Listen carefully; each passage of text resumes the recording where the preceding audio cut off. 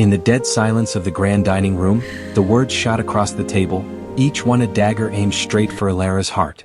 I'm divorcing you. The family needs an heir, Elara, not a barren wife. Her husband, Ethan, didn't even have the decency to look at her. He said it to his father, his voice cold, final. All around them, the people who were supposed to be her family looked on, their faces a disgusting mix of pity and smug satisfaction. For years, her mother-in-law had been whispering about her biological failings. Now those whispers were a public execution.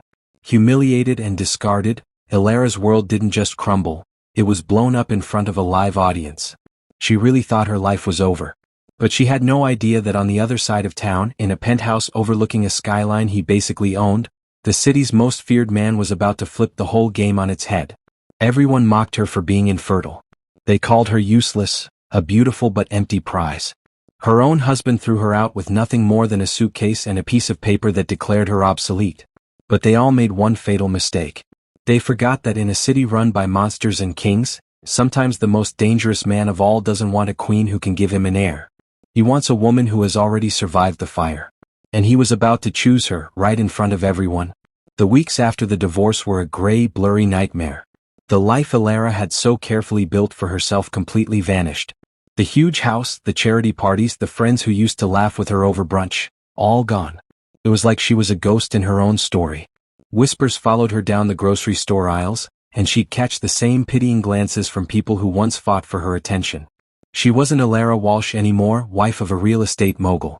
She was just Elara. The broken one. The one who couldn't. She ended up in a tiny third-floor walk-up that always smelled a little like her neighbor's cooking. The difference was a constant, dull ache in her chest. She went from Italian marble floors to scuffed-up linoleum. From a king-sized bed to a mattress on the floor. Her old life felt like a movie she'd seen once, a fairy tale where the princess gets kicked out of the kingdom. Meanwhile, the city kept whispering another name, one spoken with both terror and awe, Damon Volkov. The man was a myth, a boogeyman for the rich and powerful. He was a Mafia billionaire who ran the city's dark underbelly with the same ice-cold precision he used to run his legitimate, global businesses. No one saw him unless he wanted to be seen. He moved through the world like a shadow, his power felt only when a rival company would suddenly collapse, or a politician who crossed him would quietly disappear. He was a ruthless force of nature who had everything, and according to the tabloids wanted no one. His world was a universe away from Elara's quiet, lonely life. Or so she thought. Just to prove to herself that she hadn't been completely erased from existence, Elara went to the annual Children's Hospital Legacy Gala. It was an event she had co-chaired for the past 3 years. This time she was just a guest who had to buy her own ticket. She wore a simple black dress, which stood out against the glittering gowns of the women who were now pretending not to even see her. Her stomach dropped when she saw him. Ethan. He was holding court by the champagne fountain, with his arm wrapped around a younger woman with big, hopeful eyes. He spotted Elara, and a cruel smirk spread across his face. He pulled his new girlfriend over, his reason for doing so as obvious as the diamonds on the woman's wrist. Elara, what a surprise, he said, his voice dripping with fake sympathy. I wasn't sure you'd show your face. This is Amelia. Her family has been in shipping for generations. The unspoken message hung heavy in the air. She's not some scholarship student. She's not from nothing. And she's fertile. Amelia gave her a tight, pitying smile. It's so brave of you to be here, she cooed, her voice like sweet poison. The humiliation was so intense it felt like a physical weight on Elara's chest. She just wanted the floor to open up and swallow her. And then, something in the room shifted. The music seemed to stutter. The chatter died down. A cold silence washed over the entire ballroom. Damon Volkov had arrived. He stood in the grand archway, with 2 huge men in dark suits on either side of him. He looked like a phantom in a perfectly tailored tuxedo, and his presence just sucked all the air out of the room. His face was all hard angles and shadows, with eyes that saw everything. The crowd literally parted for him as he moved, and not a single person dared to look him in the eye. Except for Elara. She was so trapped in her own personal hell she was basically frozen and couldn't look away. He walked past titans of industry, past the mayor, past women who were practically throwing themselves at him. His dark, intense eyes scanned the room until they landed on the pathetic little scene by the fountain. On her. Ignoring Ethan's outstretched hand, Damon Volkov stopped right in front of Elara. The silence was deafening. He glanced at Ethan, then at Amelia with an expression of pure dismissal. Then his eyes settled on Elara, and for the first time all night she felt like someone actually saw her and wasn't just judging her. He spoke, his voice a low, steady rumble that held more power than any shout. "I've been looking for you, Miss Thorne." He used her maiden name. He had just erased her entire marriage with a single sentence. Ethan's face went ghost white. He stammered, "Mr. Volkov? This is my ex-wife." Damon didn't even look at him. "Your association is irrelevant," he said, and the coldness in his voice made Ethan physically flinch. He held out a hand to Elara. "Walk with me." It wasn't a question. It was a command disguised as an invitation. Numbly, Elara put her hand in his. His grip was firm and surprisingly warm. He led her away from her sputtering ex-husband, right through the stunned crowd, and out onto a private terrace that overlooked the city. "Your husband is a fool," Damon said. He wasn't giving an opinion, he was stating a fact. He leaned against the railing with the city lights twinkling below them like scattered diamonds. "He's my ex-husband," Elara corrected, her voice barely a whisper. "A meaningless distinction," he replied. He looked right at her, his expression impossible to read. "I have a proposition for you, Miss Thorne. I need a wife.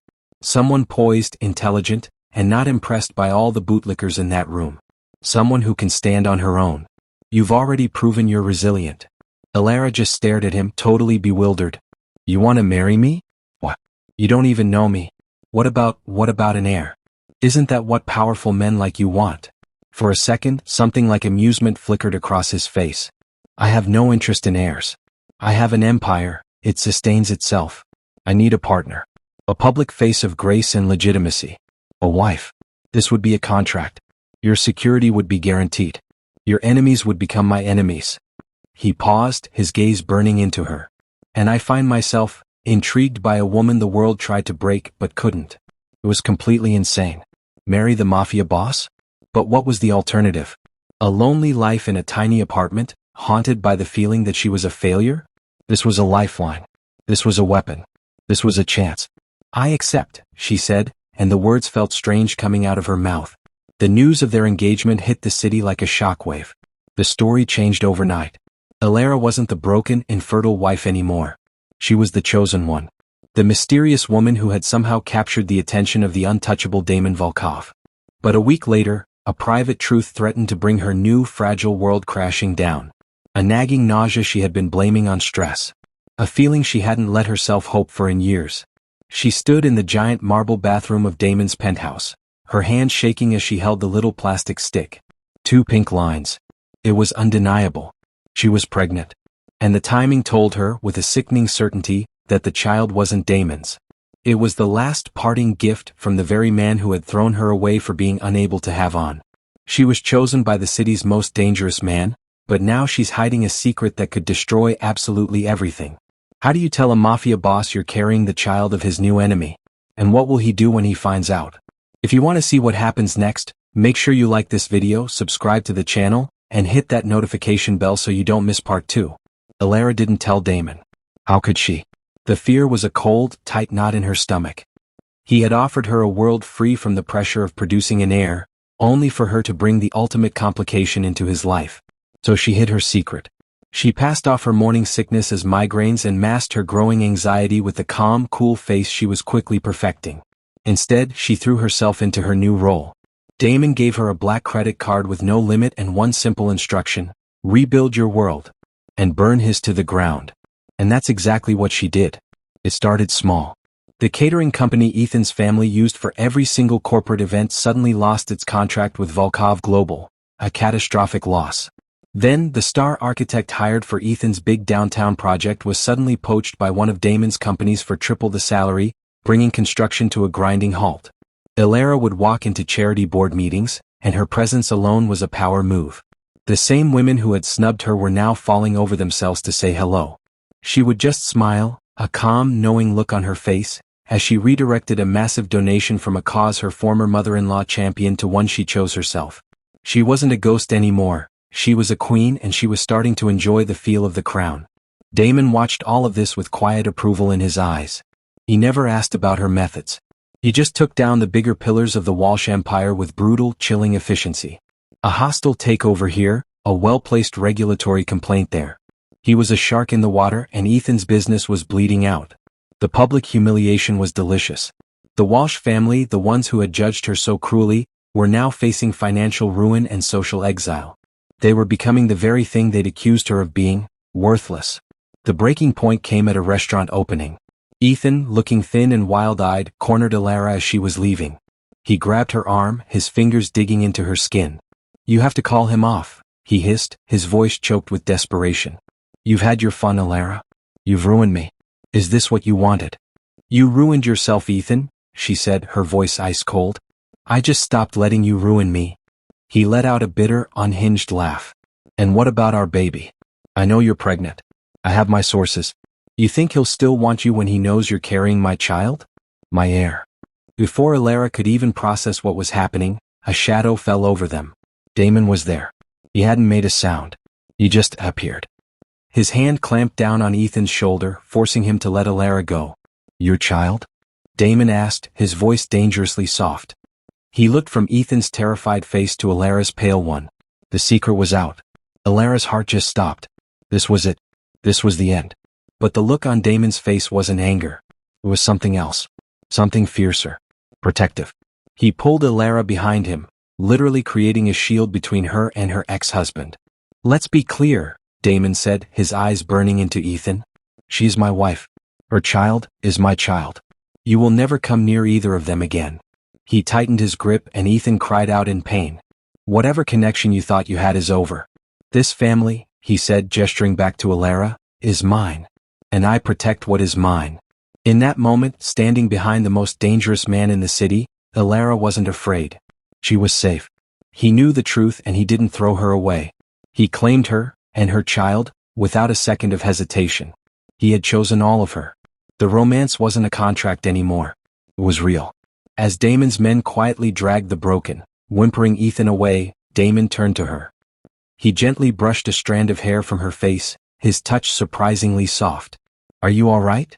Elara nodded, a single tear escaping and rolling down her cheek. It wasn't a tear of sadness or fear. It was a tear of pure relief.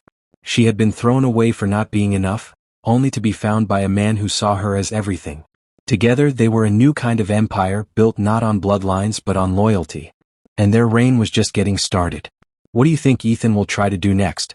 Let us know in the comments below, and don't forget to subscribe for more stories where the wrong get their ultimate revenge.